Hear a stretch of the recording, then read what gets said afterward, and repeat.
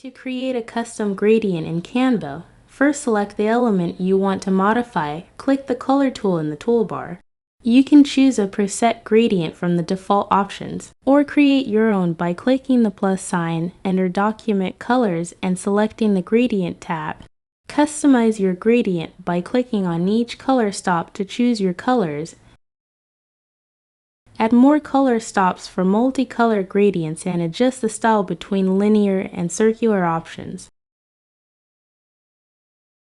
To save your gradient for future projects, add it to your brand kit.